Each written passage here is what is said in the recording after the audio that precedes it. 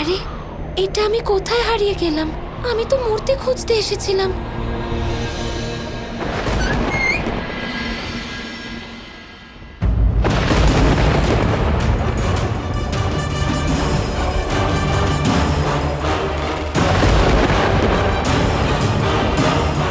এটা তো খুব সুন্দর একটা মূর্তি।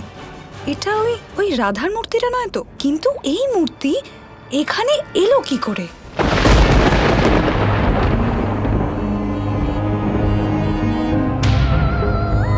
এই প্রতিমার পিছনে কিছু একটা বিশেষ আকর্ষণ আছে, কিন্তু কি অসম্ভব সুন্দর প্রতিমা এটা।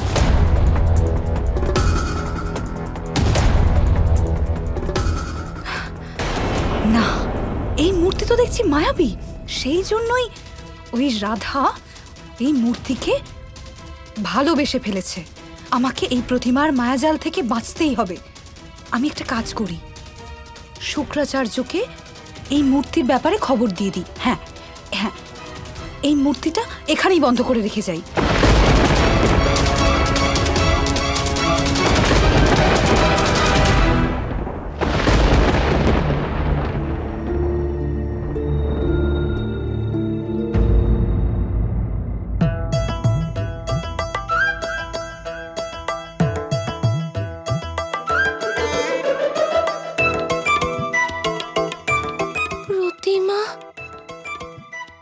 প্রতিমা এখানে? একটু আগেও তো এখানে ছিল না। এক্ষুনি তো আমি পুরো জঙ্গল খুঁজলাম। এটার অর্থ হচ্ছে যে এটা হারায়নি, সত্যি হারায়নি। কিন্তু এটা কি করে হতে পারে? অর্থাৎ এই প্রতিমা সত্যিই হারিয়ে যায়নি। ব্যাস, অনেক হয়েছে। এই প্রতিমা এক্ষুনি এখানে বেঁধে রাখছি।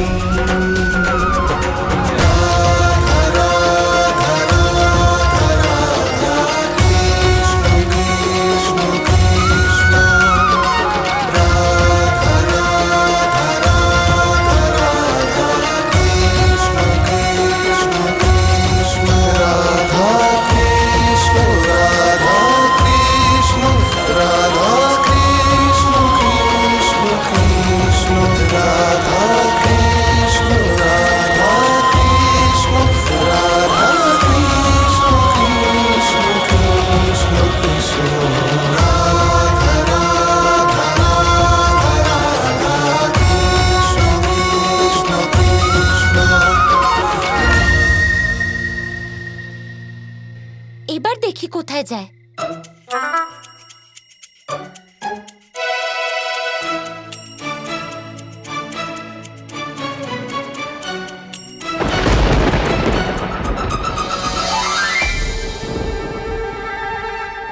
হাসলো, প্রতিমা হাসলো।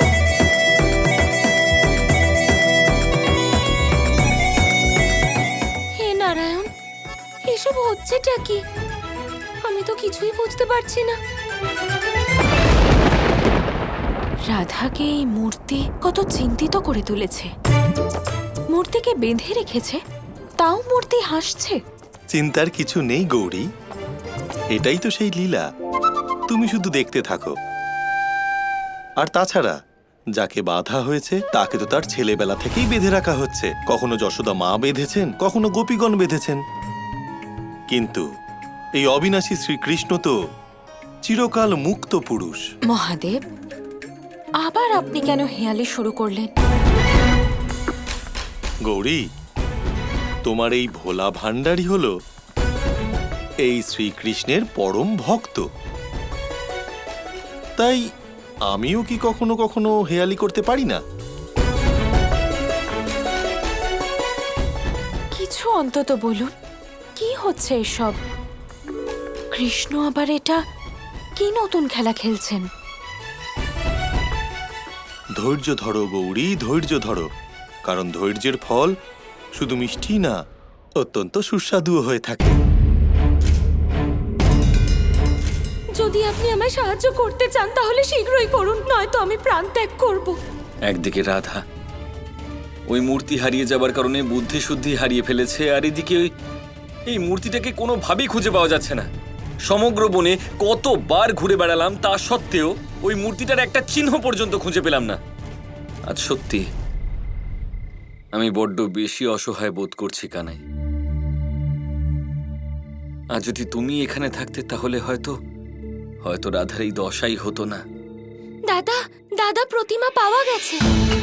দেখো রাধা, তোমার ওই প্রতিমা হারিয়ে গেছে, কেউ নিয়ে গেছে সেটা, আর এটাই হলো সত্যি। আর এই সত্যিটা মেনে নাও রাধা। দাদা, সত্যি এটাই যে প্রতিমা পাওয়া গেছে। আর এবার আমি সব ব্যবস্থা করে এসেছি, ওকে ভালো করে দড়ি দিয়ে বেঁধে এসেছি। কি করে বোঝাবো যে এটা? দাদা ব্যাস, আর কিছু বলবেন না, আপনি চলুন, আমি আপনাকে দেখাচ্ছি। আচ্ছা আচ্ছা, ঠিক আছে ঠিক আছে, একটু দাঁড়াও একটু দাঁড়াও। আমি তোমার জন্য যে ফলগুলো নিয়ে এসেছি সেই ফলগুলো তো নিয়ে যাও। তোমাকে এবার ফলাহার করতেই হবে রাধা।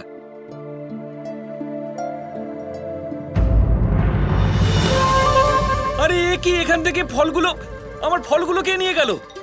রাধা, এইমাত্র আমার ফলগুলো এখানেই ছিল, আবার এই বনের মধ্যে এতগুলো ফল একত্রিত করা কিভাবে সম্ভব হবে আবার এসব? রাধা, তোমার প্রতিমা তো এখানে আছে। প্রতিমা এখানে কি করে? দাদা, আমি তো ওকে ওখানে বেঁধে এসেছিলাম। কোথাও এই প্রতিমা মায়াবী নয় তো? ও নিজে থেকেই চলে ফিরে এদিক ওদিক কিভাবে চলে যাচ্ছে? আচ্ছা, তাহলে দাদা এই ব্যাপার। এবার আমি বুঝলাম এইসব কাজ কে করছে। হ্যাঁ। প্রথমে প্রতিমা চুরি, এখন ফল চুরি। এসব আপনি করছেন, তাই না? রাধা, তুমি কি এখানে হাসি ঠাট্টা করছো যে তোমার সাথে আমি এরকম ব্যবহার করব? বলো, তুমি বোধ বুদ্ধি হারিয়ে অন্ন জল ত্যাগ করে এই প্রতিমার জন্য এই বনে বাস করছো, তাই না? তোমার দাদা তোমাকে আরো বেশি চিন্তার মধ্যে কেন ফেলবে? আমি বলছি শোনো, এই যে প্রতিমাটা, এটা নিশ্চয়ই মায়াবী। ঠিক আছে ঠিক আছে, আমি আপনার কথা মেনে নিতাম দাদা, যদি আমি এই প্রতিমার চোখ ভালো করে না দেখতাম। কিন্তু এই প্রতিমার চোখ এত সজীব আর চঞ্চল যে যে কেউ এটা দেখে তার মাঝে হারিয়ে যাবে। কে জানে আপনিও কখন এই প্রতিমার চোখ দেখে মোহিত হয়ে গেছেন আর প্রতিমা চুরি করে ফেলেছেন। এই প্রতিমাটার জন্য তুমি নিজের দাদাকে সন্দেহ করছো রাধা? ঠিক আছে, মেনে নিলাম আপনি চুরি করেননি এই প্রতিমা, কিন্তু একবার অন্তত ওর চোখের দিকে দেখুন দাদা, এই মূর্তি মায়াবী। হ্যাঁ, তো কি হয়েছে? আমিও হলাম কানাইয়ের দাদা বলরাম। রাধা, আমার উপর এমন মূর্তি বা কিছুর প্রভাব।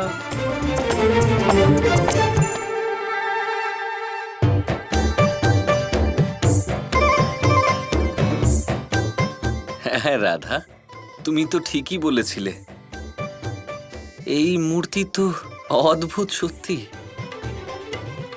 এটা তো আনন্দ প্রদান করছে।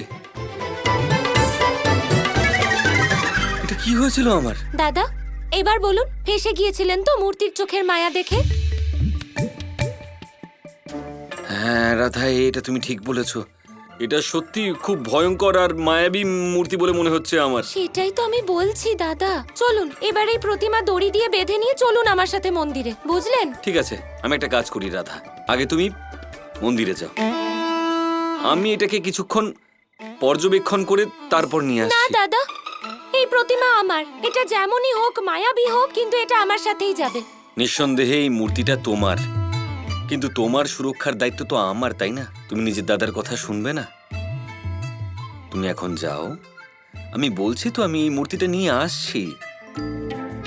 যাও, তুমি গিয়ে বিশ্রাম করো।